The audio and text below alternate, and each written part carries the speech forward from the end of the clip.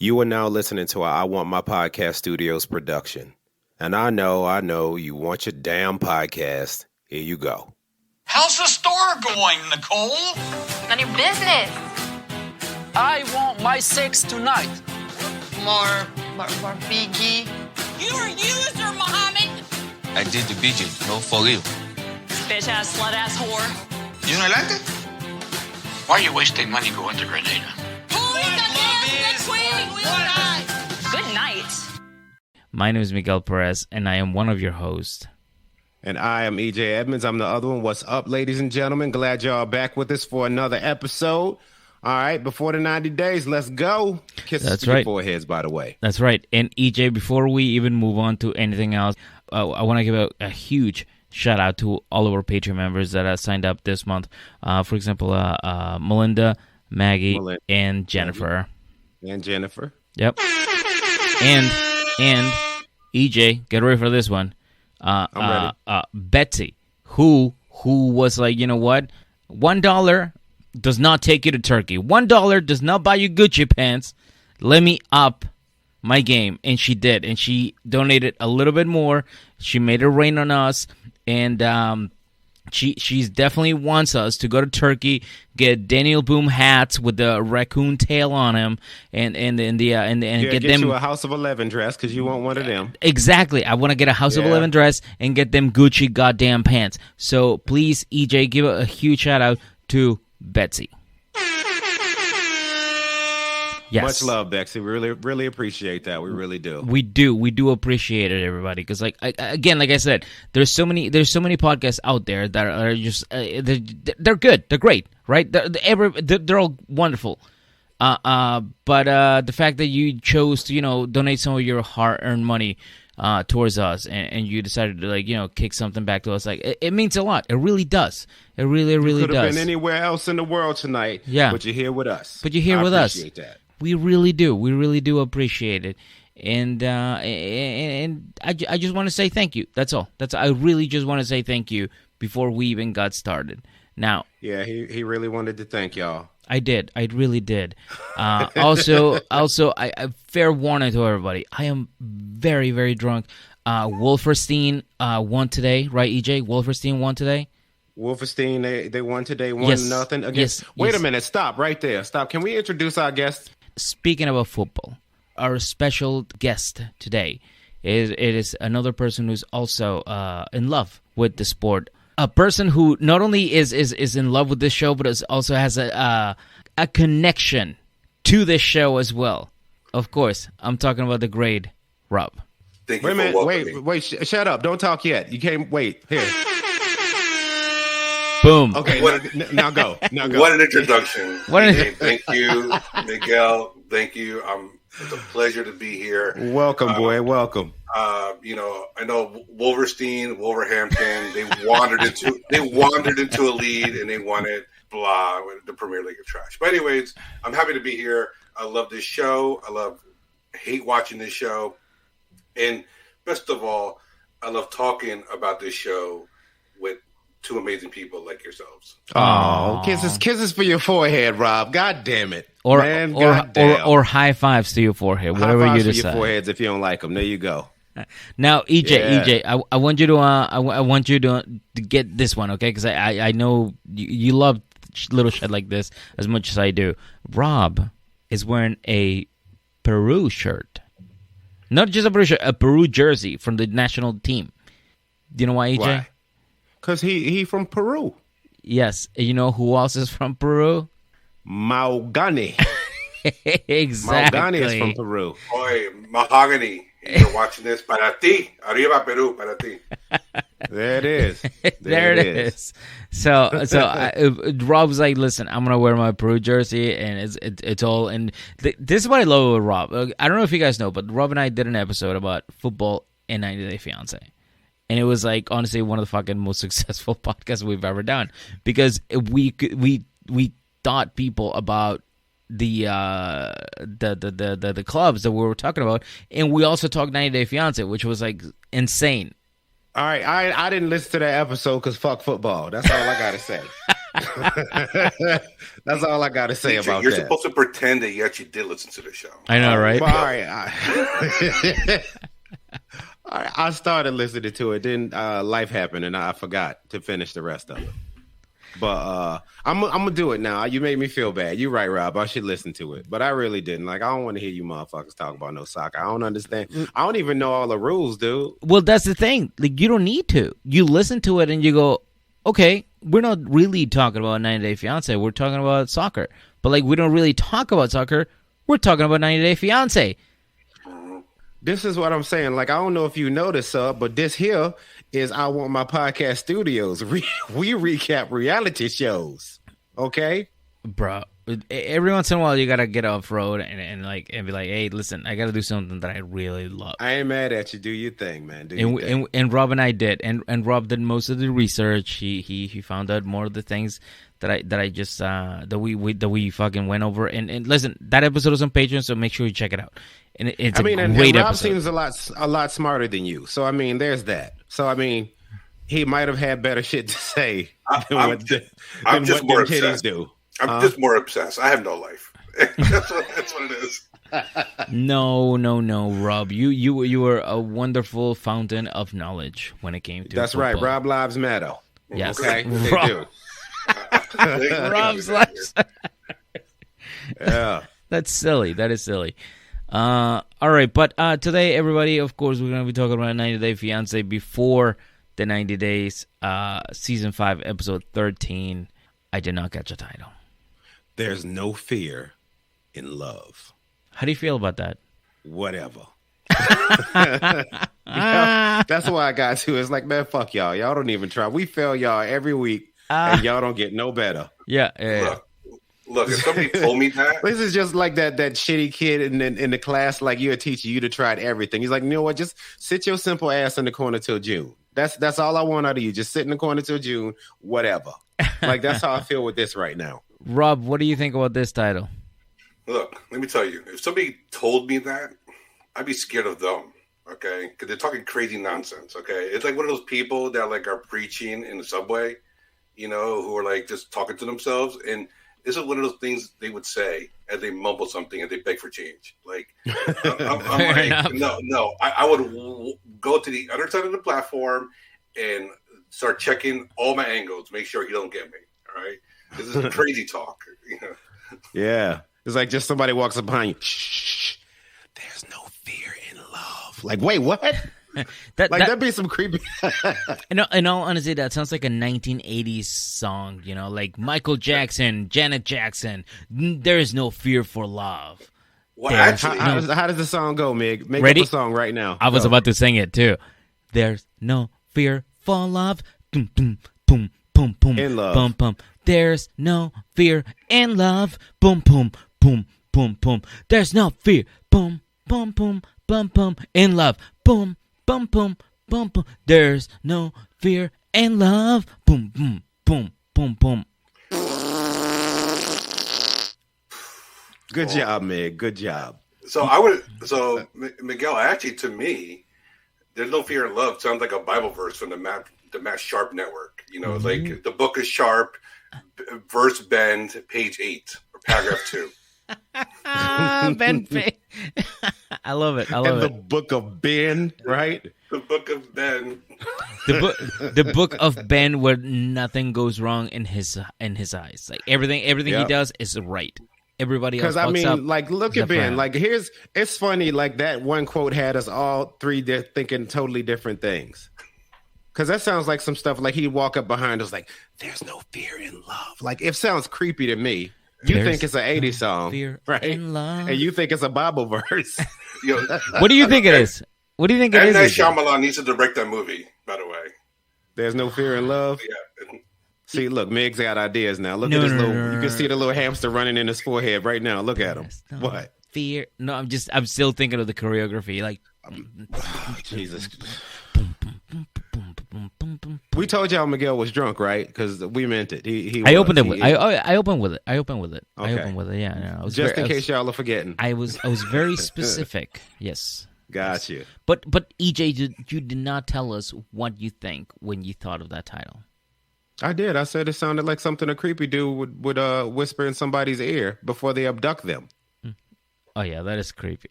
That is a creepy sentence to hear. It's a thing you hear right before the duct tape gets stretched out. Yep, there's no fear in love. No, it's after the duct tape touches your lips and your cheeks. There's no fear in love. Yeah, duct tape your mouth and lick the side of your face or something, right? Terrible. Yeah, so long story short, the fucking title's a fail again. Go sit your ass in the corner until June. It is pretty bad. It is pretty bad. Rob, what do you think about it? Pretty bad, right? It's an awful title. I mean, seriously, can't we just stick to numbers? See, S13 or whatever, E08 or something. You know what's funny? I actually want to name this episode the same name just because of the whole that we just got into it.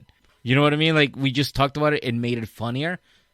Mm-hmm. So it actually feels like that should be the title. Oh, I don't know if I even told you this while I'm thinking about it, Mig. Like, you know how, like, with Married at First Sight, we do that one. Which there's going to be an episode coming out here in the next day or so for the previous episode. LP got kind of hung up, so I'm kind of waiting on him to get back because I want to do it with him. But it's coming out. But we had one title that was so on the nose, I almost kept it for the releasing of the episode on Patreon. Damn, I can't wait. I almost just left it how it was. Almost. Can't wait to hear it. No, it was one of the ones from before. But oh, okay. I gave it a different one because I feel like I'm better. You know what, EJ? You are better. You're a strong, independent man, and I appreciate it. Let's just talk about the couples, dude. Let's just talk about the show. Please, I honestly had nothing. I don't know how to. I don't know how to. I don't know how to. I don't. I did not know. You wasted 15 minutes of these people's lives. I did not know how to go from one thing to the other. So yeah, you were. So here it is. Ready? Are you ready? Were you searching for the segue? Is that what you was doing? You was looking for the exit? I was trying. So you know what? I am no longer looking for one. Here it is. Let's talk about Memphis and Hamza. All right. So we start this one out. Mamza is fixing her man-child's hair. Okay. Okay. And the disrespect. I have to ask. Sorry. Go ahead, Rob. Does Hamza use mousse, gel, or hairspray? That is a good question. And I'm gonna go with mousse. I'm gonna go with hairspray. Really? I'm gonna go with mayonnaise. Mayonnaise. Okay, you're throwing the big end route. Okay. No. Mayonnaise. No. Right. It's not, but it's got to be the good mayonnaise. Like none of that off-brand shit. It's got to be that fire. Hellman's all the way, right? Organic. Yeah, like some fancy like organic olive oil mayonnaise. So he just has it like on his bathroom sink. That's like, insanity. That's what I'm thinking. Yep. Yep, that's where I'm at. So this is what happens. They all three they sit down to eat. Hamza, Mamza, and Memphis, right? They all sit down to eat. Yeah. And you know, she's happy that they came to an understanding like they did when they went and talked to the damn translator guy. Mm-hmm. And you know, they're getting married in 2 days. And we find out that Mamza wants to get that same damn translator back. Cause she wanna have a woman to woman with Memphis, right? And Memphis is like, damn, I thought we was just gonna go wedding shopping, cause that's what they was gonna do. She thought they was just gonna go dress shopping, and later Memphis and Mamza they go and talk to Hamadi. That was the dude's name, and they sit down and Mamza goes in, dude. She's just like, look, I don't want my baby going to the U.S. and end up with whoever her ex-husband is making problems for my baby. Okay. Hyatt then asked the translator to ask Memphis what happened to her when she was younger. Mm-hmm. It's like, look, this is a moment for her to once again talk about everything that was going on. And I think it was good that she did. She explains like the homelessness, like all of the trauma, and you know, and moms that don't want that affecting her boy. Yo, did you know she was homeless? I did. She talked about it. I didn't know that she was homeless. Yeah. And then Memphis looks at Hamadi and is like, look, this is what I want you to tell this bitch, okay? I'm a nurse practitioner. I make good money. I came from nothing. I ain't have nobody to baby me like you do, Hamza. I had to learn to adult on my motherfucking own. Make sure you say it just like I fucking said it. Right? Start from the bottom, now we're here. Start from the motherfucking bottom, now we're all fucking here now. Yeah, and then you know, Hayek calms her tone a little bit after that, right? She's like, "Oh shit, she's mad, right? Yeah. And she's like, "Look, I know she's a strong woman. I just worry about my son." And Memphis is like, "Look, I love your son. That's why I even have my black ass in Tunisia right now, trying to make this shit work because I love him. I'm up here hiking up mountains and shitting my brains out because I love this boy, right?" Yeah. And Mama says that, you know, that he loves her too, and he kind of, that she loves her too, and she kind of sees like Memphis as like a daughter, like Rara, right? Like they're like the same. Those are her daughters. Then they hug it out and fight, and then they walk out arm in arm. Well, EJ, I feel bad for the translator, and let me tell you why. Because they're obviously having the session in like a restaurant or a cafe, and does the translator get to eat, or does he have to watch Mamsa and Memphis eat? And he gets no fuck that. If I was a translator, I'd eat too. You tell me y'all gonna sit here and eat all y'all scallops and shit in front of me, and I'm not gonna want nothing. Fuck you. I'm gonna give me something too. You're gonna sit there. You're gonna sit there going, "Are you gonna eat that?" No, give me a plate. Y'all got tacos in Tunisia. Would y'all do that over here? They serve you know, there's some olive oil and bread on the table. The bread looked probably fresh. Yes, like baked like the hour before. Right, and then you look at it and you go, "I don't understand this. I can't even eat this. I can't even eat this." Because Rob, I don't know if you remember, but like that's what she said. Memphis said when they presented her with the with fucking Hamza's degree from college or some shit like that. And he's like, "I can't even read this." And they're like, "Yeah, no shit, it's in Arabic."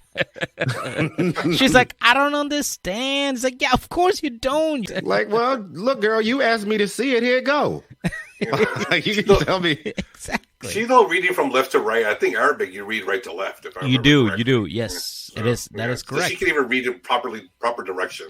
You know what's funny? You, when it comes to that kind of books, like you open it as a regular book, and then you go through the pages, right from right to left, but you also read right to left, and then you flip the page. Interesting. I'm learning something here. That seems weird. I didn't know that shit either.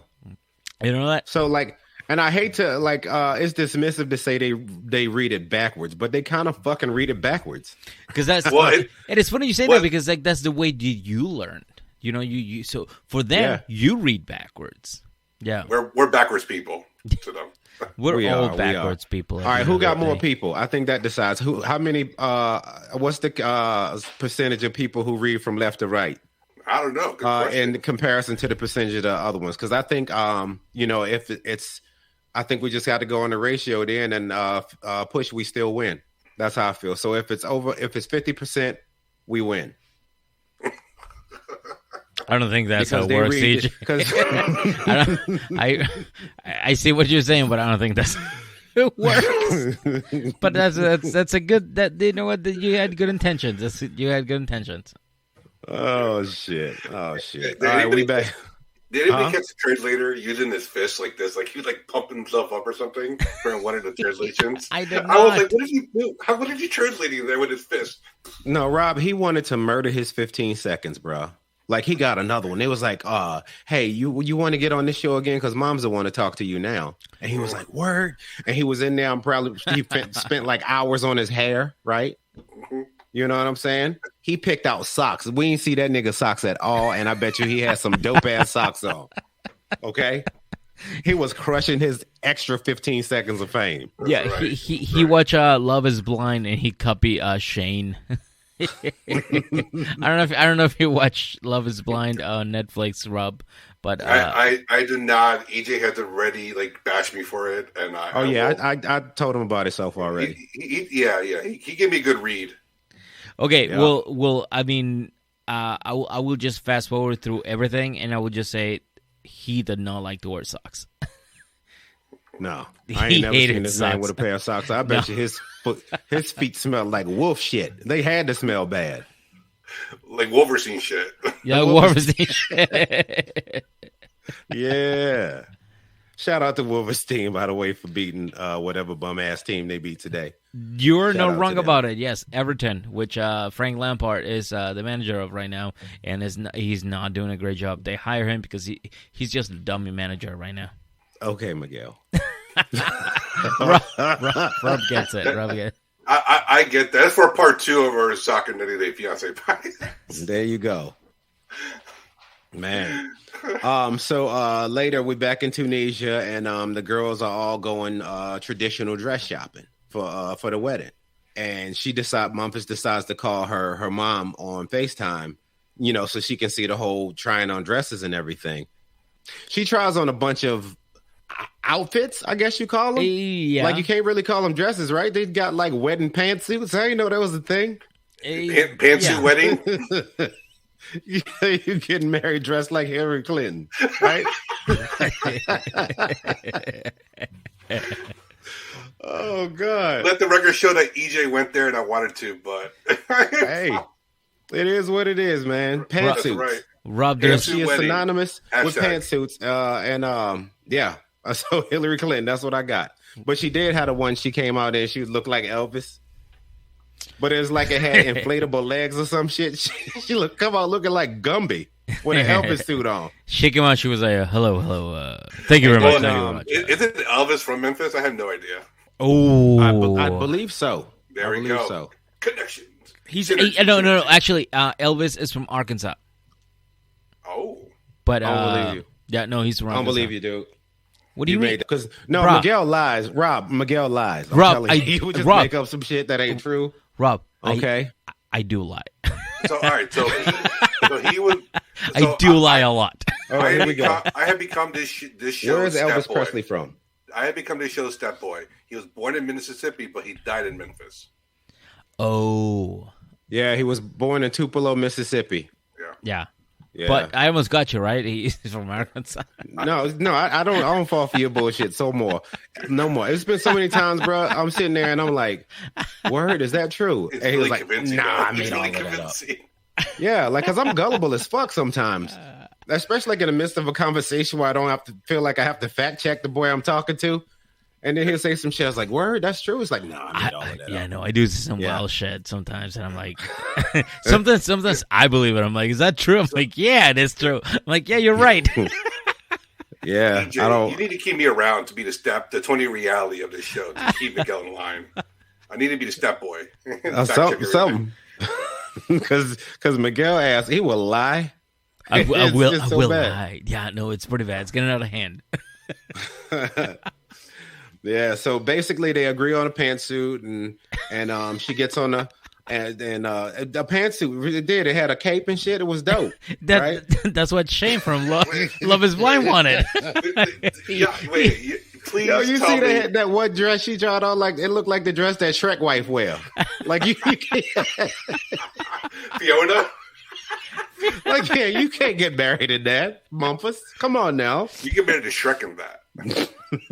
Dude, so my wife and I were talking about it. I'm like, doesn't she look like the girl that would just like eat poop and like in like kindergarten and then be like, "Why nobody wants to hang out with me?" He's like, "Because you eat poop."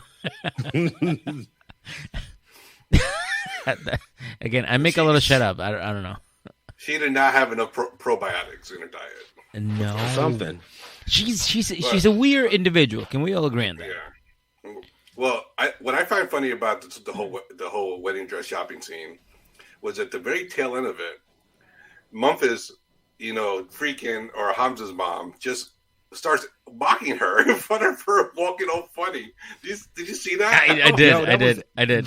That was a feel good moment for me. I thought that was nice. I enjoyed that. Like, you know what I mean? Right? Yeah. Yes. That's how I felt. Like, she came out like when she had on that blow up dress, pantsuit thing, right? Yeah. The Gumby outfit. Yeah. Right? She had the Gumby outfit on. She comes waddling out, and Mom's is like, "I love this. I got to do it. Like, this is a new dance. Next time I go to the mom's club, I'm gonna do this dance right here."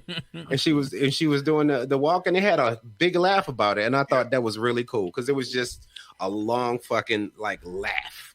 Yeah. Yes. A long ass laugh feels good, regardless of what it's about. You both are right. I think that's the moment that they bonded. Because, like, there's, I mean, you can't bond any harder than, like, when you make fun of yourself. And then when somebody's, like, mocking you in a fun way, like, that's when you know you're like, all right, now we're cool, right? So, like, moms and Memphis are cool now.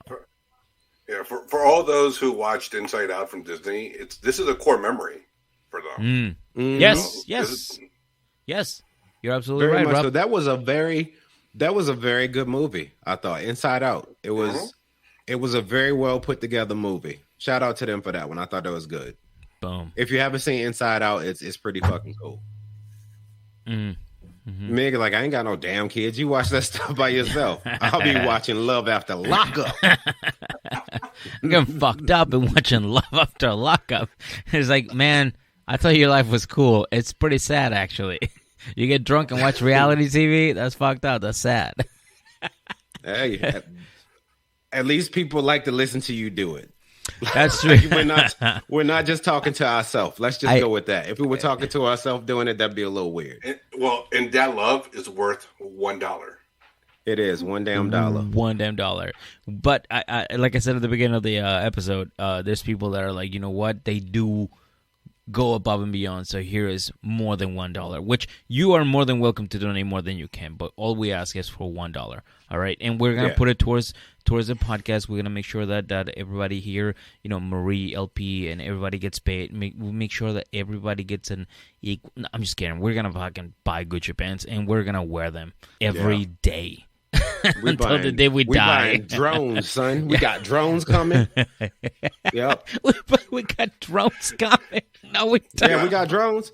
Yeah, we do. We got drones coming. Some raccoon hats. We talked about this. Okay, it's happening. Yeah, y'all need some Tunisian wedding dresses by Gucci. Yeah, we need. Rob, now you're getting expensive. Now you're getting more expensive. No, we don't have to fucking. How much do you think that pantsuit that she picked out cost in Tunisia? Because they didn't say the cost. Because I always get amazed at how much they fucking cost. Because I'm cheap. Okay, it's like so $40,000 for a dress. No. So I think when it all comes down to, with the dress that she ended up with, $2,200 to $2,600. Dollars. Yes, $100? dollars. U.S. $2,600. Yeah. U.S. Yes. Okay. Oh, I thought you said $26. I was like, that's mean. No. Like, this happens getting married in a $26 dress. No. Yo, even if you got a deal on a dress that was actually worth a lot of money, I wouldn't tell nobody I spent $26 on it. You have to lie in a situation like that. Yep. $2,200 to $2,600 though. Do you believe it? Yeah, I guess. I wouldn't know where to you, begin with that. I guarantee I could find the same dress on AliExpress for half the price. I bet I can find it on fucking House of 11. Listeners, if you need some wedding dress like bargain finds, holler at Rob. He got you. Okay. Yeah, that's gonna be his new hustle. He matches women with their cheap wedding dresses. Rob works for House of 11. He's one of the designers. he's a house designer. House designer Rob, straight from Peru. Everybody, he's like, I grew up in the U.S. Shut up, Rob. You're from Peru. Okay, whatever. I'm the one who organized Fashion Week. So I fucking knew it. I knew it. See, that's what had to happen. He was out there organizing an event, some skinny jeans and some soccer shoes. He was ready to go. Rob got together with Georgia and he's like, listen, I know you ran the greatest parade or the greatest fucking fashion week in Bulgaria. Help me out. Teach me to your walk, Miss J. Teach me the way, Sensei. Oh my god. All right, I'm so sorry. We're so fucking off track, and I apologize. I am very, very drunk. But let's keep talking about Memphis and Hamza and Mamsa and Sis Damsa. All right, she goes to check on the prenup, okay? And I thought she had some stuff in the works. She goes to check on the prenups. She talks to her lawyer, and you know, she's like, yeah, there's nothing we can do in 2 damn days. Like, we ain't even wrote up no order yet. You know what I mean? If he wants to have a lawyer present, he got to do that shit. We ain't got none of that. There's no way, girl, we are getting this before you get married on Monday. Right, this the weekend. I don't even fucking work on weekends, so you're gonna have to wait till Monday before I even look at this shit. Right? They're just gonna keep calling that one guy that keeps giving them a ride. He's like, guys, gas is very expensive right now. This better be good. Yeah. Or if he was to just send it over, like she's looking at her buddy, he's like, she calls her like, hey, he can't even read this. He don't even understand. Oh man. And then she's stressed out about her lack of preparation at that point, and she's like fucked up about it. And then Hamza walks in, and she's packing. He walks in like, "Hey, baby, where you going?" And she's like, "I need to go to a hotel to think." It's like, wait, what? We got a party tomorrow for us getting married. Why are you leaving? What the fuck is your problem? She's like, we'll talk about it later. It's like, no, heifer, we got to talk about this right now, okay? All my family and everything fixing to be here tomorrow. Where you going and why? But she didn't tell him, and that's pretty much where they left us. Hamza's just like, what the fuck happened? I so much confused, right? So much confusion, baby, so much. I'm confused why when she was talking to Memphis was talking to the attorney, why was she putting so much sugar in the Tunisian coffee? It was really bothering me. I'm like, that the coffee looked so delicious and frothy, and she destroyed it with coffee. This is not Dunkin' Donuts, okay? This is Tunisian coffee. Respect it. Rob, no, you're absolutely right. Like there's like certain areas around the world that are like good for coffee. One of them is like Ethiopia, and one of them is also I think it's like Lower Mexico, and they're under that same like atmosphere or what do you want to call it? They're on the same that they grow coffee. The same stratosphere. Stratosphere. Let's just go with that. And they grow coffee. So I get when Rob was saying, "Yo, you ever had Cuban coffee before?" Claro. Yes. Yes. Yeah, I had Cuban coffee. Because I got a bigger one because I was like, this thing is fucking tiny. I'm gonna need more than this, man. Nah, when I was down there working, so he gave me like a triple. Nigga, I was up for 3 days. He had the delicious. I was there for work. I'm just sitting there in my hotel room, looking out the window, not blinking. EJ just sitting at the edge of the bed, going, "What am I gonna do today? What am I gonna do today?" Oh my god, I want to go to sleep so bad. Oh, my eyes are so dry, I can't even blink. How do you guys drink this before going to bed? What the fuck is wrong with you people? Yeah, but that's all I got for them, man. Rob, does your Peruvian family, does the Peruvian side of Rob, do they drink coffee before going to bed? No, we really don't. Actually, yeah. So now my side don't. I actually had a friend of mine who's Italian. He drinks an espresso before bed, like at 9 p.m. drinks an espresso. I'm like, really, dude? And he says like, yeah, he goes to bed like at 10:30, out. Like I'm like, don't shit, I won't drink one past 11 in the morning. I don't fuck around. Yeah, that's fucked up. All right, we ready to keep it moving to the next one? Absolutely. Okay. Yes. Here we go. On to the next one. Let's talk about Jasmine and Gino. Rob, what can you tell us about him? Well, first you see, Jasmine's working out, getting her workout in, lifting them plates, rocking them Skechers that Joe Montana advertises on TV. Oh, no, them the felines, bro. Yeah, the felines. The felines on. The felines. I mean, look, there's so much support in insole or whatever, outsole. Like, how can you run in those? You're all wobbly and stuff.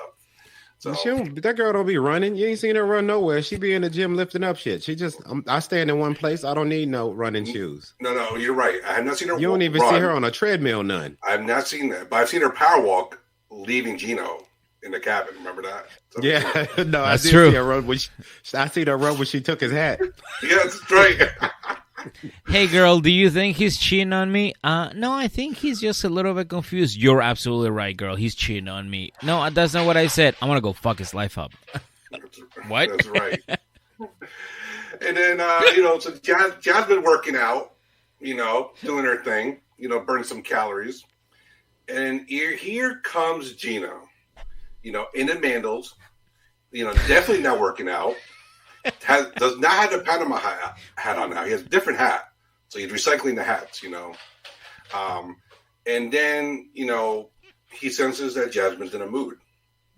And Jasmine's definitely in the mood. And the reason is because some fake account that has 0 followers is threatening to release her nudie pictures. Gino said. Can I just point this out? That account is I Want My Podcast _studios. Make sure you follow it for more updates. That's right. Yeah. And realistically, at this point, bro, like I wouldn't even like how she made like she was fucked up about it. Like it's a big deal. It's like, look, bro, like this person has 0 followers. Who the fuck gonna see it except their mama?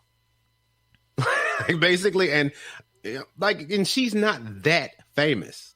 Like, oh, some chick off some reality show nobody watches. Like, it'll just get lost in the shuffle somewhere. It'll be fine. So now, Jasmine's a little bit freaked out. She doesn't want her body that God gave her, and maybe some medicine too, gave her and built for her, to be out and exposed, right? She wants to do that on her time, because now she has an OnlyFans. Anyways, so shout out to Scorpio, who will. I love Scorpio. Yeah, Scorpio, we love you. Scorpio Lynn? Yeah, that's her. Yeah, she's an awesome. Oh yeah, that's the homie. Yeah, that's Scorpio. Right. That is your cue to get to the Discord. That's right. Wink, wink. Yeah. And so now Jasmine's a little freaked out. She's like, I don't want my pictures out there. I might lose my job, right? Because she's a teacher and they take that shit seriously. You don't want no dudes out there of yourself of a teacher. The parents get all upset, especially if you're in a country that's very, very conservative religiously. But she has her OnlyFans. Well, now she does, because apparently she lost her job. Oh shit, that did happen? Apparently, it did happen. Yeah. Yeah. Oh shit. So Gino's being very, very unsupportive. He's pretty much saying, like, could you do something else? Could you find another job? Maybe that pays more. You like working out. Why don't you go work out for a living? Be a personal trainer, perhaps. And Gino's like, I'll cover the difference. I could pay you while you get a job.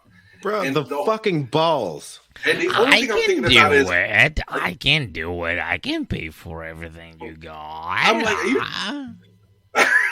are you trying to make Jasmine a sugar baby? Is that what you're trying to do?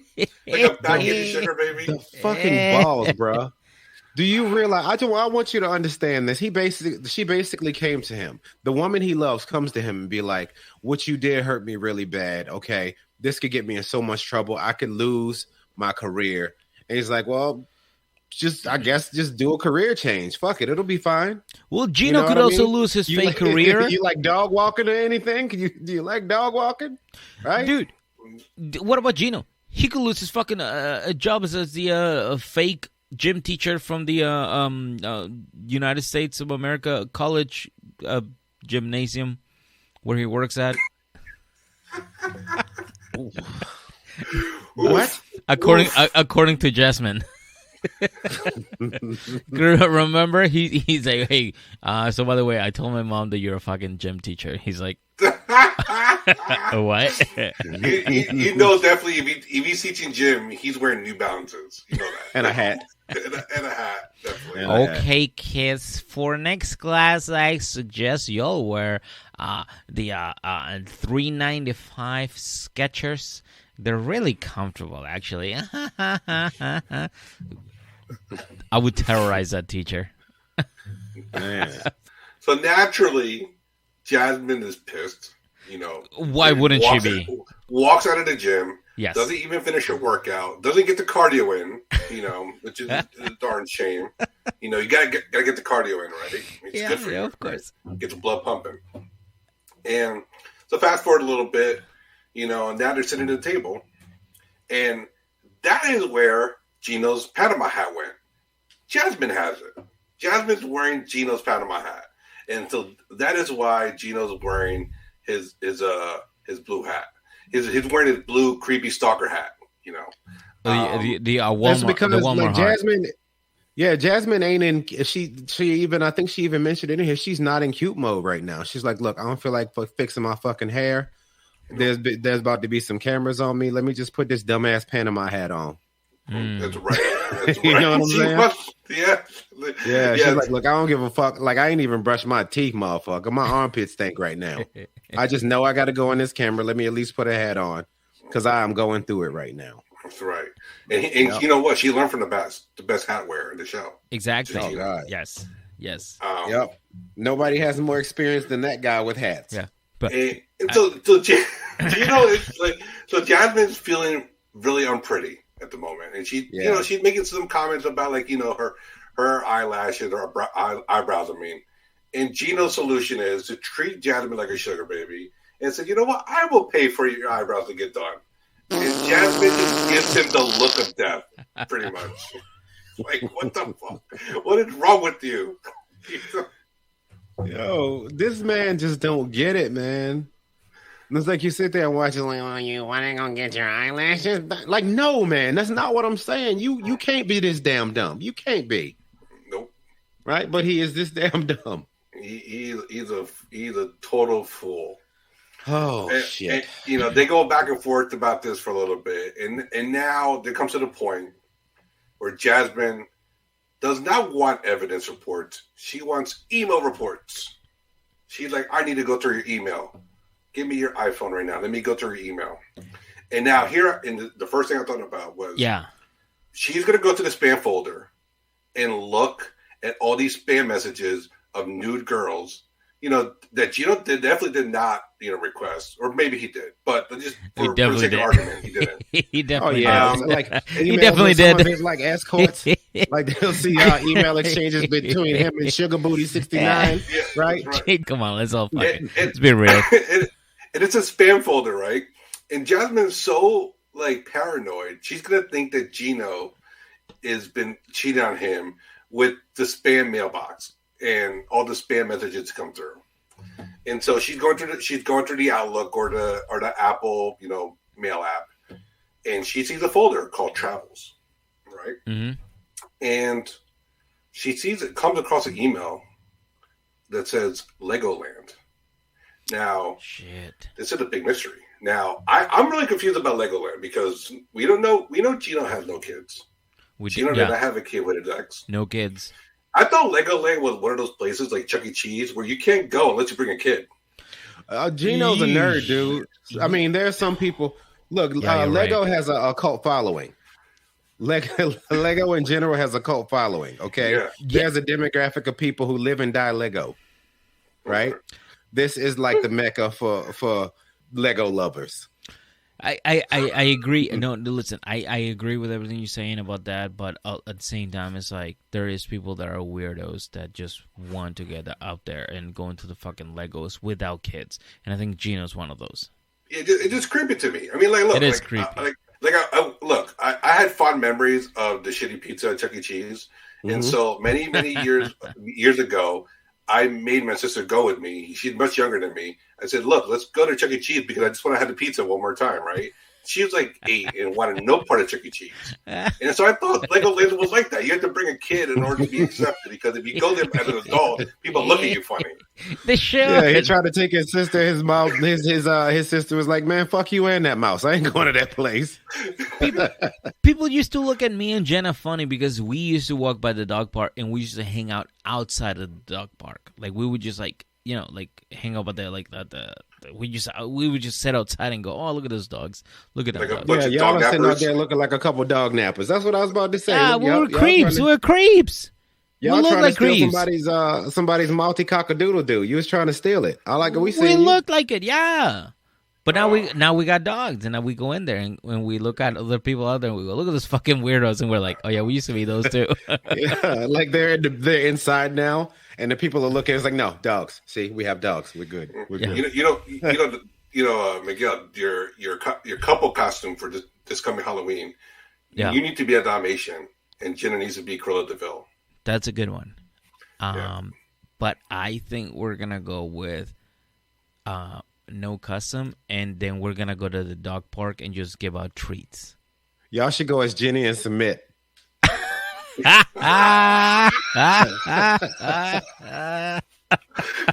Nobody would get it. You know what? For your heart. If we do a Halloween podcast, we all need to dress up like something. Yes, I'll be damned. let's You've do done it. Too much work, Dude, man. okay, Nope. okay. So we're putting that into the universe. Okay, everybody, for Halloween, we're gonna put the fucking link out there. We're all gonna get together and we're gonna dress up as our favorite 90 Day Fiance cast member. So pick your outfit. Pick the person that you want to be. I'm definitely going to Spectre, by the way. We're doing it. You don't like it? You don't like chicken feet?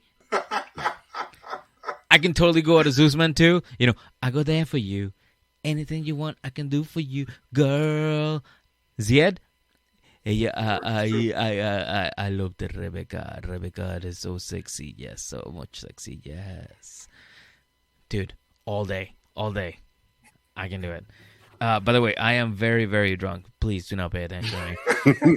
Yo, I was just letting you go, man. Your face was lighting up. I felt you made me feel so happy. I was happy for you. I was like, go ahead, do your impression. No, but we're doing that. We're definitely doing that. We gotta do that for fucking Halloween, Rob. You're absolutely right. I think for Halloween, we should definitely dress up as our fucking favorite cast member and then just come on the podcast. Yep. Drunk, ambitious Miguel is so fucking adorable, ain't he? Yeah, we can take over the world, baby. So much taking over the world, baby. Oh God! All right, let me circle back to Gino and Jasmine here. All right, that's what he do. He is. This is what happens with Mig. Like we feel like we follow a course, right? We can get out and we can poke around a little bit. This motherfucker get out and run. So what happened to chase us like Miguel? Get back over here. We gotta go. It's pretty bad. That's what it's like. All right, so Jasmine finds the Legoland email, and Gino's like, yeah, like I went there with my ex. So what? And Jasmine's like, you lie again. Stop lying, Gino. And Gino's like, how am I supposed to know everywhere I went with my ex like 6 years ago? Really? Like, where did you go? Do you remember where you went 6 years ago? Yeah. And Jasmine's like, I don't, by the way. And for the first time in this whole season, Gino grows a pair and storms out, knocks the chair over, storms out, power walks as fast as the Mandels can take him, and Jasmine is speechless. And she's like, what? This is not the Gino I know. And Gino is pissed. He's by himself. And that's how they end until next week. Holy shit. All right, you ready to keep it moving on to the next one, Meg? I sure am. All right, who we got next? I got, listen, I can't even do justice to this one, okay? This is how good this one is, okay? Because the next one right now is none other than Benjamin in Mahogany. Exactly. Rob, please take it away. Oi, Mahogany. Mahogany. Maho, mira. Mamacita. Mama. Let me tell you. So look, Huacachina. They're in Huacachina, right? Yes. And this is a beautiful, beautiful place in Peru. If you look at it, it looks like a mirage. Like there's desert everywhere, and you see this body of water, all these beautiful trees, and you're like, this can't be real, but it is real. It's beautiful. The water has been rumored to be very therapeutic. It's a very small oasis as well, so it's a very popular spot. And as we saw last week, have you been there? I have not been there. It's actually, if Machu Picchu is one of the first places you go to when you go to Peru, Huacachina is number 2. You gotta go. What about that place that where like it looks like a mirror. Like when you step, like it's like water, but it's not. It's like ankle deep, low. Like, and you step on it, and it looks like a mirror. I'm not sure. I have to look into that. But Peru is, and I've been saying it for the past since we've been talking about it a lot since fucking Mahogany is involved. Peru is a beautiful place. It's beautiful, man. It's amazing. I've been there about 4 times. I can't wait to go back. I miss it. And I highly recommend it. EJ, you would clean up there, man. You would do well there. I'm telling you that right now. You so well. I clean up what? Then you know how many kids I got? I clean up diapers. No, man. No, they better not. I better not clean up over there. I ain't got time for that shit. Now I'm 42 years old. I ain't got time for cleaning up no more, man. Yeah. Man, you clean up that plate, man. The food is delicious. Yeah, that's what I do. Peruvian food. Shout out to them. That's right. There's a Peruvian place up the street from here. That's my spot. El Pollón is what it's called, but it's my spot out here. Get that pollo a la brasa, folks. Pollo a la brasa. I'm telling you right now. Okay. So, yeah. All right, look, I'm hungry. Damn you. All right. So, as we saw, Ben typed all this stuff up, right? And I'm just concerned. I'm like, how are you not getting arthritis in your thumbs? You're an old man. You're typing like a volume of literature. He was hitting the thumb machine at the gym when he was going. That's what he was doing. Seriously, he's cut, man. He has like a 2-pack in the thumb, So pretty much, he wakes up and then Mahogany, she goes out for breakfast. She goes out with breakfast with her parents. And what I've learned, because I'm obsessed with this show, and I actually will pause certain moments of the show. When Mahogany messages Ben, the time reads 13:47. That is not breakfast time. I'm sorry. That's not breakfast time. 1:47 p.m. Yes. It's brunch at a minimum, not breakfast. I agree. So, I have to agree with that. I have to back that up. I have to do pure lies. Backing that up. Pure lies. Yes. So, I agree. Hey, they can eat breakfast whenever they want if they No, Doggy, come on. Breakfast is in the morning. Brunch in the afternoon. At the latest for dinner recently. That's fine. But Ben is over here going, this is breakfast. Nah. It's brunch. It's a mass sharp deception field over here. Yes. I have to agree with Rob. Rob on this one. So now what I learned, and this is actually music to my ears because I'm a girl dad. Mm-hmm. Thank goodness that Mahogany and Ben are sleeping in separate rooms. Seriously, like that's just in the girl dad in me. I'm like, yes, please, do not spend a night with this creeper. Yeah, he looked a little bit strong too. Like, I don't know if you could defend yourself. Yeah, seriously, it's kind of weird. He's an interesting fellow, man. This whole season, I wonder about him. I've been warned about people like him. So Mahogany goes to breakfast with her parents, and her parents are there. They're all, and I'm loving Mahogany's mom, by the way. She gives me major abuelita vibes. Love her. Oh, yeah. Major abuelita vibes. Yeah. If she tells me some advice, I don't even know her, and I will follow it because I trust her that much. I'm telling you right now. I'd follow her on Twitter. You follow abuelita or Mahogany's mom? Yeah, Dougie. Yeah. Of course I do. He lies. I am lying, but. I was about to say. I ain't shit. All right, Miggy. Say Instagram in a Spanish accent. Can you do it? Instagram. And you know, Mahogany and Ben are communicating on WhatsApp. Oh, el WhatsApp. El WhatsApp. El WhatsApp, yeah. El WhatsApp. Mándame WhatsApp. So Ben has been just, working the thumb muscles, sending essays and volume and dissertations to Mahogany, and what's the name of the episode, gents? There's no fear in love. Okay, thanks, Meg. Thanks. So Mahogany has received the first draft of the Book of Ben. Yes. Here. The Book of Ben. And Mahogany has not read it. Or maybe she briefly saw a couple of the first lines and she's like, ignore. I mean, how do you follow up after the fucking story about the train and the man with the suit who goes, it's just me and you, baby, bailemos. Some bullshit like that. Dude, how can you show your face on TV after saying like, shit like that? Ben think he like fucking Lord Byron or something. Like, motherfucker, you're not a romantic writer. You're like, you know who Ben reminds me of? Ben is like if Ned Flanders and the janitor from The Simpsons had a baby. Like that's Ben. Right. So the Scottish Willie, or what's his name, Willie?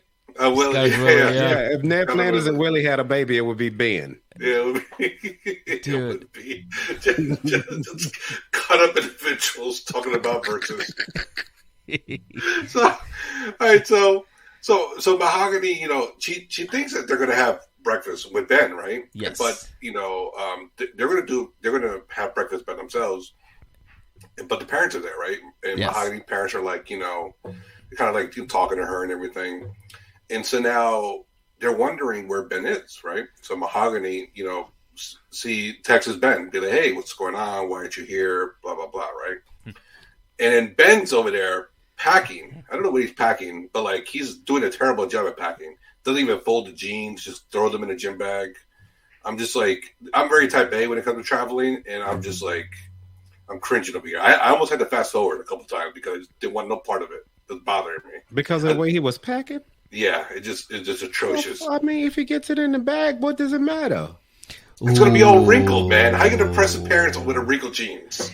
See, I agree with Rob on this one. You gotta learn how to. No, I mean I do too, but I don't know that it's ever made me like uncomfortable to watch. Oh, it is very uncomfortable to watch shit. It's like, all right, motherfucker, you wear wrinkled clothes. Good for you. Whatever. Well, it's the point. You don't want to wear wrinkled clothes, so it's like you fucked up, Ben. You fucked up big time.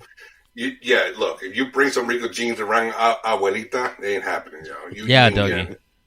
You're not even going to get to the part where you say the prayer at the dinner table, okay? Like abuelita wouldn't even ask you to take your hat off. That's how deep it goes. Mm-hmm. You wouldn't even you would not even get to that point. Wouldn't even happen. No. You're like, váyate, ahí. Yeah. So Ben actually replies back, right? And he's not coming to breakfast, but he says, I want to talk to your parents without you. What? And I'm getting major predatory vibes here because he's trying to separate the two people that Mahogany is closest to, which are her parents, away from her, and trying to sort of like potentially manipulate them and try to put up a front or whatever. Because Mahogany is, has some issues with Ben's responses about his ex relationships. Mm-hmm. You know, he was not taking fault for anything. He was pretty much saying, you know what, it wasn't my fault. I'm innocent here. I love Jesus, okay? Yeah. Who doesn't, right? Am I right? Jesus Cristo para ti, mira. So I love Rob. Mahogany is like, I don't like the answer you gave me. I'm now like, the lycometer is going down for you. And then he has a nerve to say, I want to talk to your parents without you. What a creep. What the fuck could he possibly? What do you think he's gonna try to say to them? How do you think that conversation is gonna go? Can I give you? Miguel, go for it. Okay. I have an idea, but go for it, Miguel. Okay. Okay. So this is Ben talking to the parents. Okay. Yo quiero saber what them titties do.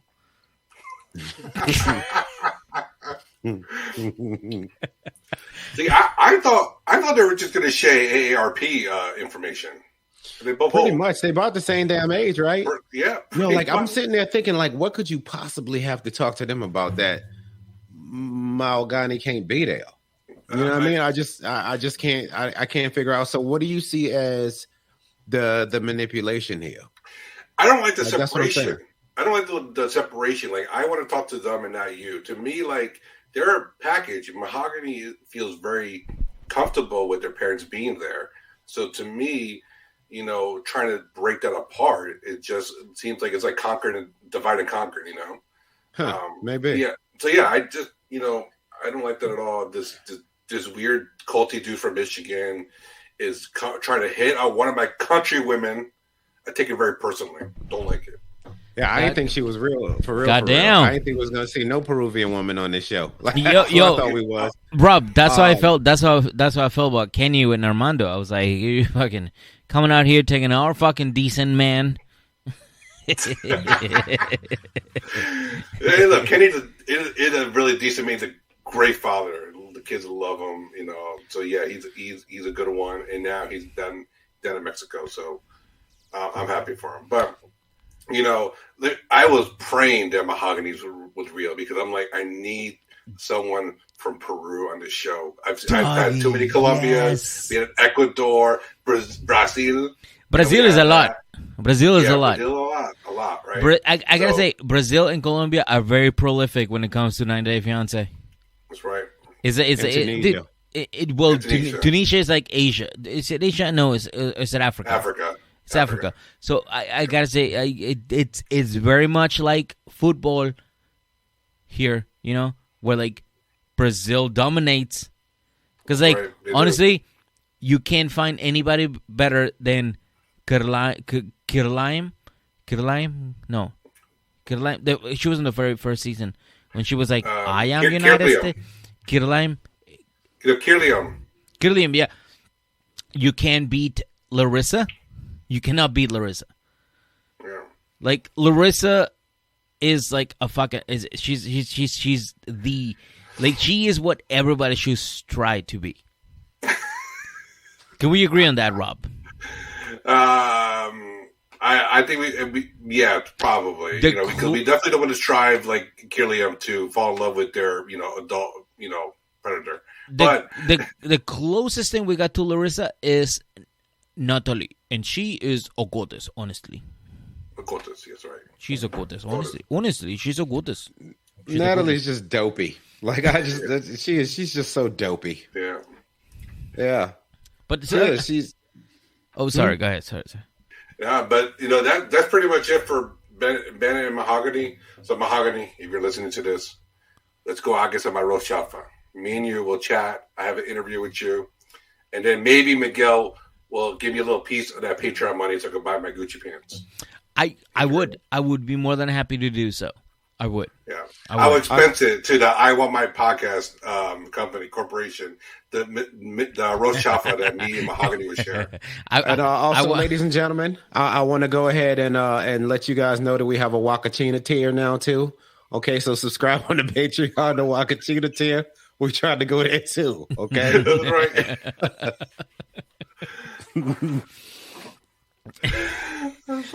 It's just like $1,500 a month. No biggie. No pressure. Who wants to buy us a vacation every month? Right? God damn it. But hey, listen, speaking about buying vacations, EJ, how do you feel about Jimena and Mike? All right, we catch up with them following the moment where she asked, like, "Are you ending things with me?" And I just want to say before I get into this that I hated him in this episode. Oh, Dougie, she's almost as much as I hated Mike. Okay, okay. So where do you stand on this one, Jimena and Memphis? Which one do I like more? Which one do you think is more? Okay, yeah. Which one do we like more? God damn, that's hard. I like Memphis more. Ooh, okay. No, now you gotta explain that. All right, because here's why. Memphis, I don't know why, but she loves Hamza. All right, I don't know. Like, I don't know how they fall. I don't know how you fall in love with somebody who you can't communicate with. But so much sexy, dude. So much sexy. A lot of sexy time. Yes, that's true. So much sexy time. Yes. Right? But here's the thing. Hamza doesn't do the calculations in his head about how many shits does Memphis take so I can go to America. Ximena, every time Mike farts or burps or stares at her or steps in shit. Okay, yeah, or takes the shit or leaves a streak in the underwear or puts booger tissues in taxi cabs. Yeah, that's right. All that. All that disgusting. Or says racist shit on Instagram. That's also a thing he does. That's right. Yeah. Yeah. See, Mena is doing the currency calculation in her head. She's like, okay, how many farts do I need to put up with to get a new couch? Right? She's like, how many shitty underwears do I need to go through so my kids could have a new bed sheets. She's doing all that calculation in her head. And you can actually see it in this episode. There's a couple of times, especially when she goes for the hug, she's looking up in the sky and she's doing math in her head. She's like, damn it, I'm with this guy. Like, how what am I going to get out of it? What's it going to cost me? What do I have to put up with? Goddamn, Lord Harold wants some light up sneakers. I got to get them somehow. He got to pay for them. That's right. We got to get some Atletico Nacional jerseys. We got to work some shit out. Yeah, but she's very calculated, and I do agree with you. Like, up until this episode, I would almost say it was because I was starting, like, Memphis was starting to get on my nerves.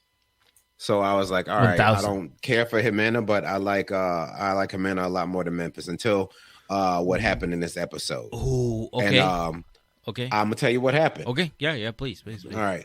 So, he's like, yo, do you want me to end things? Like, we can. And she suggested that he stay for another week and try to see what happens, right? And then they get up and leave. And before I get to the next part, okay, I want to give a shout out to God. Right? Why? Shout out to God. Won't he do it? God is good all the time, bro. Look, Nelsie called right as they were leaving. Right when they was leaving, she was like, look, I'm worried about you. You need to come the fuck home, bro. Like, I'm worried about you. Like, you need to come home. And he's saying all of this, and somehow now Jimena understand English and like, no, he's not coming home. She said. It's like, no, bitch, I need a blender. Right? I need a trash can from IKEA. I need a 4-loaf toaster. That's what I need. 4, not 2, because 2 is for the common folks. It needs to toast 4 pieces of bread. Give me that. I have a big family. We all love bread. We like toast in these parts. Okay. I cannot stand Jimena right now. I like Memphis right now more than Jimena. Oh, absolutely. Yeah, I cannot stand Jimena. And you know what? And Nelsie got in his head for a minute, and I started to cheer for a little bit. Like, as much as I can't stand Mike, like, I didn't want this to happen to him. And he was like, I think I should just go stay in a hotel. And I was like, yes. Right. Then she, Jimena saw the gravy train starting to roll away. Right. Say, didn't you want some poom poom? You said you wanted some sex, right? I got some. I think I got some spare boom boom here laying in my bag or somewhere. Oh man! And then after they kiss and make up, at this point you can tell like this ain't even love at all. This chick is on the clock, right? You know what I'm saying? She done punched in for work. Agree. Right. Yeah. Yes, 1,000% yes. Yeah, she's. Just rewind real quick, EJ. So I want to talk about the restaurant they were at, where when we first saw them this episode. If you look at all the furniture, because I'm just observing all these things. I'm curious where these restaurants are, because we need to add it to the 90 Day Fiancé tour, our I Want My Podcast, world tour. Yes. It looked like a garage sale picked up and became a restaurant. All different types of configuration of furniture. You got like an ottoman here, you got like a trundle there, and I'm like, good. I'm like, we need Ziad here to do some things with the furniture, because it's atrocious. Yes, baby. There's no synergy whatsoever with the configuration, and I'm puzzled. This is a restaurant for real. There's like different tiers everywhere. The leather, microfiber, polyester, all terrible around. But I bet you this. If I was a bad man, I could guarantee you the food there was fucking fire. Let me explain something to you. The ugliest places have the most beautiful food. That's right. Can we get a horn for that? All right, you seen the fat boy celebrate over there? He's like, beautiful food. Fuck yeah. Give it a horn. Right? And she says she'll change so she won't fuck the bag up. And then later, just like I knew would happen, Mikey got some poom poom. Right? He did. But where? Where did he get the poom poom? Yes. Where? Good question. The Thomas the Tank Engine sheets in Juan and Lil Harold room. It's no place sacred. It's no place sacred in the house. Nah. I mean, that's a little bit trifling. But look, she couldn't fuck that bag up. It's like, look, we can't do it right next to the babies. Like, they got a bed. Come on, let's just go in there. Let's get this over with, right? And now his defenses are completely down all over again. And he says, well, in the bedroom, I'd equate you to a tiger. What would you equate me to? She's like, the way you be staring at me while I'm sleeping, a goddamn owl. Like, all right, that was good. That was good. Right? Hey, not for nothing, Jimena funny though. No, Jimena is a cool chick. Does she have the right guy? Absolutely not. I mean, she's about her hustle right now, and I don't know that I can be mad at her because, like, it is what it is, and he keeps falling for it. Exactly, it's like the Tinder swindler, right? It's like, yes, I feel terrible for this woman, but at the same time, they were taking out fucking loans to give this guy money. Who is like, you know what I mean? Like, I feel bad, but then when you're doing it on purpose, I can't feel that bad. And then when you see the hustle, like realistically, none of it is legally illegal. Like, you know what I mean? By the letter of the law, it's not illegal, right? Yes. I mean, it's morally like illegal, I guess, but it's fucked up. That's what it is. But it's not prosecutable. Yeah. Exactly. You know what I mean? It's not prosecutable.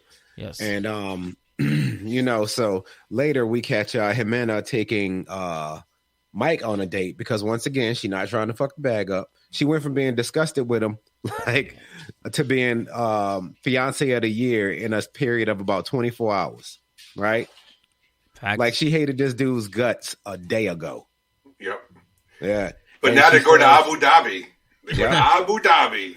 Hell Yo, yeah. and this is where you saw like this is the coldest shit I've ever seen in my life. She's like they sit down and he's like, can we talk about the wedding? And so they start talking about the wedding, and he says something, I'm gonna tear that ass up tonight, right? It's like, nah, bro, no more sex till we get married. What? And at that moment, you can see the light bulb come on in his fucking smooth brain, right? And he's like, oh, this is what everybody else in the world is seeing right now. She is playing me. But I don't think he's going to do anything to stop it. So there's that. I think he will. So, You think so? Yeah, he probably will. You're probably right, Miguel. Why do you think so? I think so because, like, he finally realizes, oh shit, I am being a fool. He's gonna realize that, and he's just gonna go, oh yeah, I'm going to leave. Are you okay with that? I want to go home. I want to go home. Like That's a Salvador reference. See, you would get that, Rob, had you watched Love is Blind, but you didn't. No, So- well, I thought it was a bubblegum reference because remember bubblegum says, "I want to go home." Yeah, touche. There you go. It's a good arc. You do like a reference that is, a little younger for the younger folk, younger people like me. Well, look, you want to talk about reference? I'm gonna throw it back. I'm gonna show my age right now. So when Mike is getting dressed to go to Abu Dhabi, which by the way, they're not going to Abu Dhabi, the country or the city. They're going to Abu Dhabi, the restaurant that serves French fries. Yes. Not shawarma, French fries. Okay. The man put some ketchup on the French fries at Abu Dhabi. But Mike's shirt with his camo and his skull looking like a freaking Pog from the 1990s. Yes. Do you remember the Pogs? Do you remember Pogs or Slammers? Oh, yeah, I do remember him. I Yeah. never played with him, though. His T-shirt looks like a Pog, yo. I'm telling you. That's all I thought about. I'm like, oh my god, I'm aging myself here, but I ain't afraid to do it. I ain't afraid. Yeah, y'all back me up. Y'all listeners, please back me up. Y'all remember? Shit, Pogs? I grew up in the country, dude. I played in creeks, okay? I have pogs. Them shits cost money. I went and caught bugs and shit. That's what I was doing. Yeah, man. Right? Look, man. Like I had a blessed childhood, and my parents, probably took out loans from a Tinder swindler to buy me Pogs, but but Were no, you man. I the had pog head as a kid? Was that you? Yo, man, I had like tubes of them, man. I had like 5 tubes of them, and 1 tube full of slammers. 8 balls, jokers, all that good stuff. And you know that if the restaurant was a little bit fancier, Mike is the type of person who would wear a tuxedo shirt. He would. Yeah, so I don't feel sorry for Mike at all. As I hope he's figuring it out, but I don't think he's gonna get. I don't think this is gonna be the end. I think he's still gonna put up with her stuff. because like the poom poom is still fresh in his brain, right? That's what she was doing. She knew it would fuck him up, and just like that, defenses are all the way back down. He went from I'm gonna go stay in the hotel, and she's like, "You want some pussy, don't you?" It's like, "All right, I'm going with you," right? And then all of a sudden, he is right back under her spell, and it's gonna take a little bit for it to wear off. So whatever he's doing right now, it ain't gonna deter him. He's gonna be back on his "I love you" shit by the time the show come back on. Fair enough. Yep. Yeah. All right, you ready to move on to people who need to get back on some "I love you" shit? Yes, I am. Yes. Let's talk about Usman and Kimbaly. Hey, Kimbaly.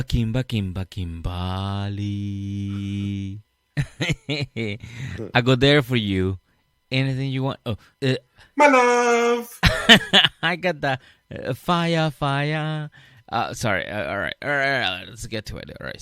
So things are, things are going great, except for the fact that Usman wrote a song about a woman that is not Kimbaly. So Kimbaly is like, "What do you mean?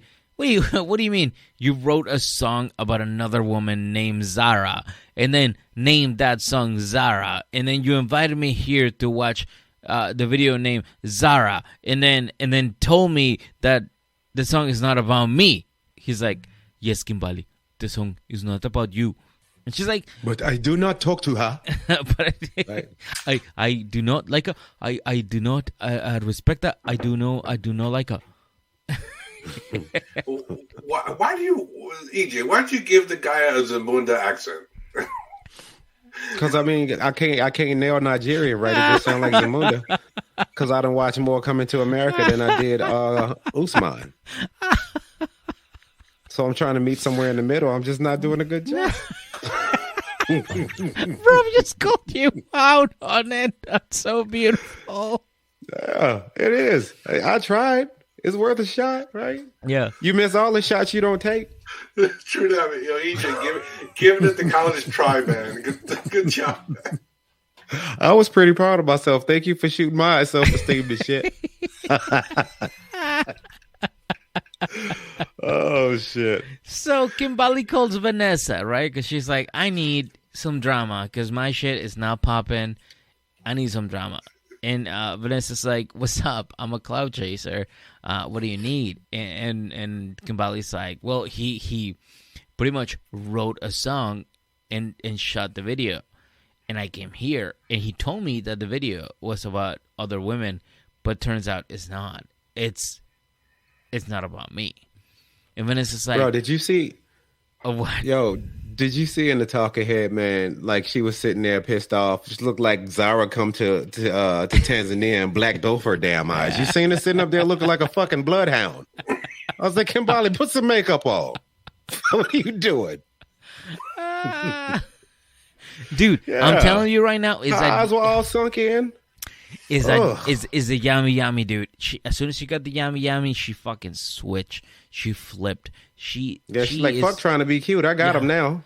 She's like, I don't need to fucking give him a PS5. You know what? Matter of fact, give me that shit back. I can't believe I slept with you now. Now all of a sudden he's not making love the African way. Like it is not looking good for Kimbaly. And also she's not really contributing anything. She's just creating drama out of nothing. Can we just say that? She took the laptop. Not really. I thought for a second that maybe like she's getting invited to this video shoot and all of this stuff because she was basically like paying for all of this shit he's trying to do. So like somebody had to pay for this music video. Slam T and Bad Moose is probably just some friends of his from high school that don't know what the fuck they doing. Yeah. Right, because Boss Lady Kim had to run the video when she was there. She did, and she was like asking, you know what, like I offer my services as Boss Lady Kimbaly, Queen Kimbaly for the day. You guys didn't even pay me, so where's my fucking cash? Where's my fucking payout from the video? Like you where's guys, my yummy? Well, she already got that. That's why she's acting out because she already got what she wanted. So now she's being a dick about everything. Did she pay for studio time? Remember when Usman went to the studio, like in the first episode? Like who paid for that? Did Kimbaly, drop the money on studio That's time? what I was thinking. Maybe she did, and that's why he's putting up with all of her shit. Maybe. Because some of this stuff is like, come on now. Like, look, I'm motherfucking Soldier Boy. I ain't got time for you or this shit. But since you paying for all of this shit that I'm trying to do with my dreams here, I'm gonna keep you around and be nice to you. But can we agree? I mean? Can we agree that she's a fucking weirdo too? Because she's like paying him for all of these things. Here's a MacBook Pro. Here's a fucking PS5. I've been calling her a creep for 8 episodes now. I've been calling her a creep for 8 episodes. She's a text tourist, pretty much. She's no different than like fucking tiny little Ed. Why'd your opinion change? She's like, oh, Kimbaly's awesome. She is like the spokesperson for winners, for underdogs, for people who like all of that bullshit you were on. And now you're like, oh, she's a creep to this week. No, man. Because I like Kimbaly. Yeah. Miguel, were you making her seem like a 30 for 30 story? Like a 30 for. What if I told you that a woman could go out with a Nigerian rapper? Yeah. To all of my 50-year-old women, all my 50-year-old white women who want to go have sex with the African pop star, it is possible. Hey, what can I say? I'm a feminist. Dream. Eyes to the sky, ladies and gentlemen. Let's go. Right. So yeah, this whole thing with Kimbaly is happening, and then she got mad because she didn't even get a hoodie. You know who got a hoodie? Boston got a hoodie. Boston got a hoodie. Yeah, man. God, that episode was fun. Oh, I was hoping you. I was literally hoping for you to play the. You caught me slipping a little bit. I wasn't ready. I didn't know you was about to bring it up. I know. I would have been ready. Fuck, I didn't even know I was gonna bring it up until it happened. What a hoe, Dad. So, yes. So, okay. She didn't get a hoodie though. You, that's the point. She didn't get a hoodie. So he's like, listen, I didn't force you to come here. And she's like, well, you got to do something big to prove me I'm the one. And he's like, bitch, I don't have to do anything. The balls. Once again, the fucking balls, Meg. Okay, this woman is basically like the grandiosity of this romantic gesture that I am demanding of you is going to determine whether or not I want to stay in this relationship. Go fuck yourself. It is pretty fucking bad. The balls. I do agree with that, yes. Yeah, come on now. Yeah, she did step out of line. Rob, back me up on this one. She stepped out of line, right? Look, Kimbaly lost me when she took his chain. Took the chain. You don't take a man's chain, man. That will get you yoked up. And let me tell you, that was a gift. Judge Judy would say that's a gift. It's not yours, even though you paid for it. You gave it to him. You lost rights to it. So give it back, Kimbaly. Bro, you know what this was? This was hurt people, man. Like somehow Kimbaly is just a hurt person. You know what I'm saying? And in her rational brain, all she could think about, what could I do right now in this moment that would hurt him the most? Hey, can I see that necklace real quick? Right? That's what it was. Hey, can I see that necklace real quick? You know what I had to do to get this for you, bro? Okay, I had to call. It cost me this necklace cost me like $45, right? I spent $45 just to have it here on Amazon. Birthday.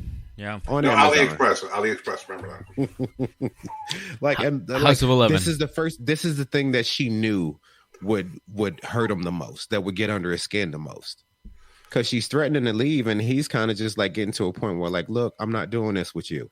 You could tell she could tell he's getting to a point where that threat ain't really working on him no more.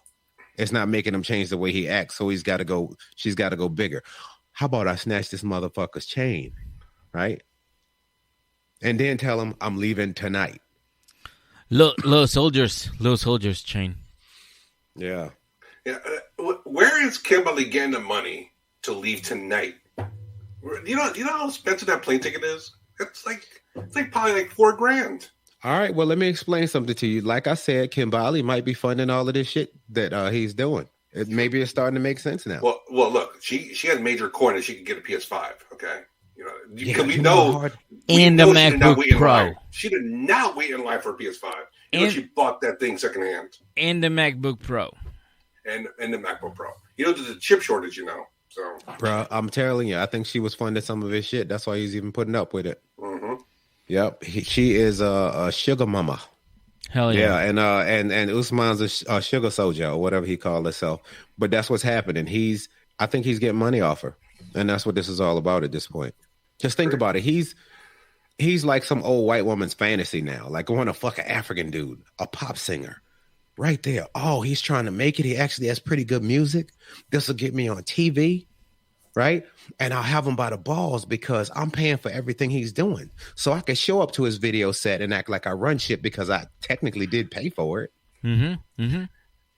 If there was a pie chart that Spotify puts out on who listens to Usman, aka Soulja Boy's music, Kimbaly is about 25% of that pie chart.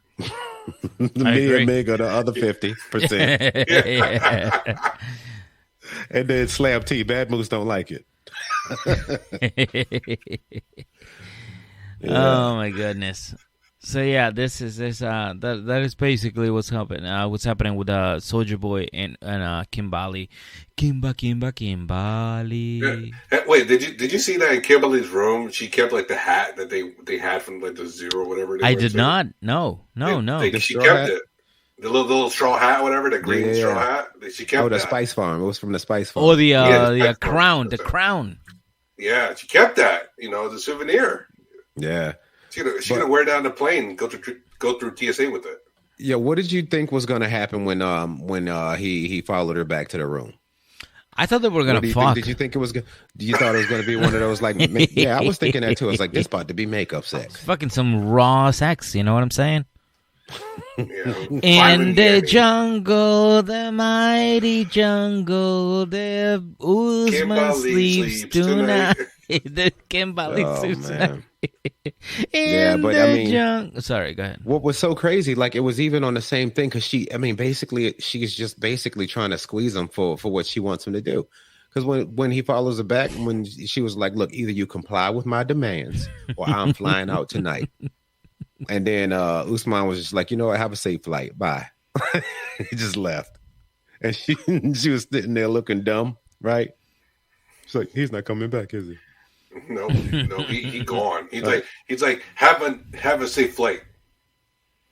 Bounce. Yeah, and now she's heartbroken. Like, this was all you're doing. Dude, like, he was at least trying to keep it 100 with you about what was going on. That's what this was about. Doggy. Everything in couples, in relationships that don't have love, this is what happened. Everybody wants the upper hand. Mm-hmm. And she's just trying to have the upper hand as opposed to having his back. So that's what you're seeing right now. Same with him. I mean, it was pretty much like, I'm gonna do what I want to do, and she's like, no, like I did not know about Zara, and so on and so forth. Look, I do fire song, by the way. He should have told her earlier, but I mean, within 24 hours of them being in a relationship, and he's like, look, I feel like I need to tell you this because I don't, you know what I mean? I don't want any confusion. I understand being a little bit perturbed, but to get to where this got to, I don't know. Look. She took the laptop. She took his chain. She threw a drink at him, which luckily it was a plastic cup because the glass on the beach is no fun at all whatsoever. And now she's so mad that she's threatening to destroy her room. She's like, "I'm so mad, I'm gonna throw my room out or whatever she said." She's like really PO'd. But EJ is right. She did this all to herself. We always talk about how we want people to be honest with the expectations and whatnot. Usman was very honest with what he wanted. He said, "Look, I'm not. This is what I want. This is where I am." And she didn't like those answers. And when she didn't get the answer she wanted, she did things. And then she sort of, forced him to do stuff, really egged him on to do stuff and get the yammy, And now, now she's like, I need to be. You need to be in love with me, not just love me. You need to show me a gesture. And for that, I'm going to take your chain until you show me a gesture. And it's like, look, like, Usman was honest with what he wanted. If anything, he's the most... she had. Yeah. He's the most adult person in this whole relationship. I 1000% agree with you, Rob. We need to bring it back to, like, the Biggie mixtape. Right, that Mr. C did many years ago, where he rapped over with Notorious B.I.G. Okay, yeah, rapped over Death Row beats. Yeah, we need Usman to rap over and freestyle over DMX beats. EJ will listen, 100%. Rob, by the way, I like Usman music now. I like his music now. I think it kind of jump. I can't lie. He does. I would pay for that. Listen to it. Yeah, just to, like him do a beat jack and CD, like that'd be beautiful. Yeah. Where the hoe? Where the hoe? man. Where the hoes at? Where the Yeah. where the hoes? Where the hoes? Where the hoes at? You know, I got the hoes. Yo, shout out to you, man. You got a horn on one episode, the flesh of my fresh yam of my yam. It's like that made me laugh. Yeah, my I was yam. like, that was good. Look, when that happened and y'all chuckled, I could make two comedians chuckle. Like I actually stood up and took a bow. I'm like, You should have. You should have. You You should have. You got a horn for being funny on here, and we arrogant. You know who doesn't deserve a bow? Ella and Johnny. Well, I mean, I guess Johnny might, but Ella, hell no. So, Ella, she's out on the farm. She's rubbing the dog's stomach, and she's like, "Look, I'm gonna sit on this piece of wood, and I'm gonna call Johnny, right, and find out if Dubai is happening or if I need to move on." You know, and she has no plans on moving on. This is what I hate about this show. Y'all stop lying. Just be for real. Like, don't you hate that? Like, look, have you ever like both of y'all, like, have y'all ever like gotten into an argument because y'all have wives? You know what I mean? Like, so you ever got in an argument with your wife and then get to a point you're like, you know what? Fuck it then. Like, but you know you're not fucking going nowhere, so shut the fuck up. You're right. Yeah, You're right. no, I was on that argument Like, tonight. you know you're not going nowhere. Shut up. that was Like, that's how tonight. I feel about Ella right now. Yeah. And she calls, he answers, she asks, he says not yet. That's what happens. It's like, look, I'll be there in February when I think the numbers might be down because I ain't trying to wear this beekeeper suit on the plane, right? And you know, she said she don't want to wait no more because she don't think he might come. And But after will. Johnny was being and then she says that after Johnny was being iffy about coming out earlier, she invited a friend over to the Purple Palace for comfort. Oh fuck. And dick. All right. Oh boy. And and he said, you know, like he didn't want to know that, and she's like, well, are you mad? And he's like, no, I'm not mad, but I'm hurt, you know. And he says he's like, he understands it happening because he feels like he fucked up. And then at this moment, this is where I really started to hate Ella. She goes right back into pointing a finger at him, like, bitch, Okay. you just told me you fucked another dude. Like, are we really like, look, are you pointing fingers at me again about trying to be safe? Can we just agree You gave my pom pom away. Can we just agree that Ella is the shittiest person in this show? I can't argue with you no more. I have Above- no more arguments. Above No, Memphis? look. Above Memphis? Look, okay. look, Ella to me, if you told me that she's the shittiest person on the show, on the season, I would have no argument. I was like, you know what? I can see it. And for a couple of reasons. Number one, we definitely know she lives in a part of the country that has interesting opinions about COVID. All right. Right. So it's forcing, you know, Johnny to come to Dubai, you know, because you know she's like, what's the big deal? You know, this COVID thing it's all a joke, whatever. We all know that's what she's thinking. All right, just because what she looks like and where she lives. All right, I'm saying it. All right, y'all don't have to say it because you may have sponsors coming up, but I'm saying it. All right, okay. So we know that, and Johnny's like, you know, I feel moved, but he's not that moved to make this jump, right? To put on a beekeeper outfit. Yeah. And here's the one thing that creeped me out about Johnny, right? So because you know we saw him on the phone, you know, on the video chat, which I don't know how the video chatting, by the way, that actually was a pretty good picture, and I guarantee you the cell phone service in the farm is not that good. Does the Wi-Fi go that far? I have no idea. It's like it's a mass sharp magic.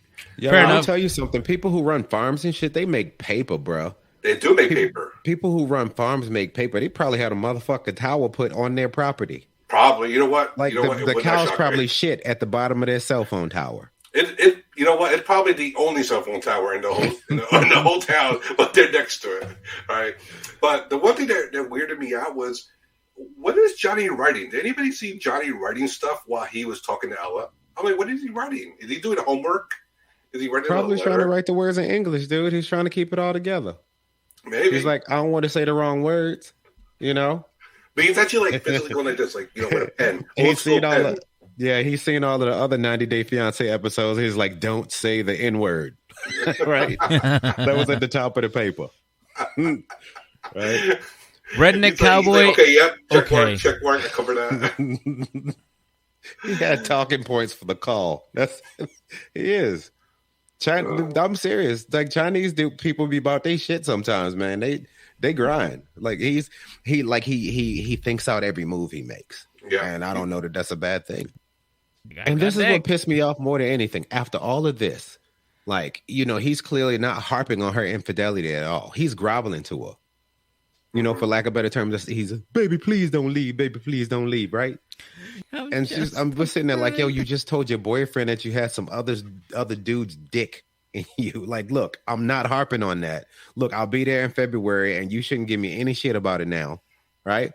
And he's like, well, how can I trust that? The same way I choose to trust that you ain't gonna fuck nobody else before I get there.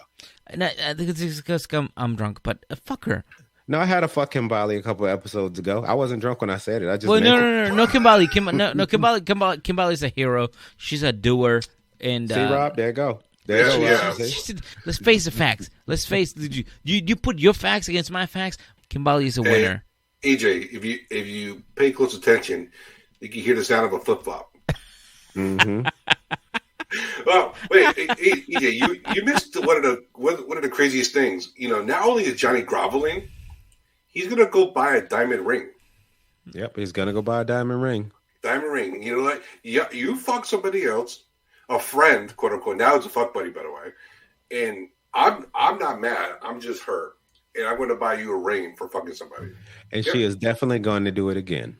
Definitely going to do it again. Because think about it. It just happened. There's no repercussion. Like, she hangs up the call and she feels bad and everything. But look, I'm getting a diamond ring out the deal. I thought he was about to leave my ass. I was all nervous about telling him I got a diamond ring out of this deal. I'm fucking this guy again tomorrow. Yeah. Right? And you know what? I guarantee you she did not feel bad when she was on her second orgasm. Guarantee you. Did not feel bad whatsoever. No, people don't usually feel bad during orgasm. Yeah. Orgasms and laughter, I think, are the two times where it's impossible for you to feel like shit. Yeah, true. You know what I mean? Miguel, what did you learn from this episode that you did not know before? That you can drink anytime you want, baby. Okay. That I didn't know is that Ella has hoe tendencies. Didn't know that. Okay, and here comes the fun part. Now we got Miguel has to name the episode. What do y'all think it's gonna be? Let's find out. Anything y'all want to say? Hey, Rob, real quick, thank y'all so much. Thank you so much, bro, for coming on here. Always fun to talk to. Right. Hey, so this is a pleasure. It's an honor, a pleasure, and a privilege to be among esteemed comedians like yourselves. And I'm just happy to be a part of it. It's a very, very small part of it. But I love it here. It was fun. And I hope to come back again one day.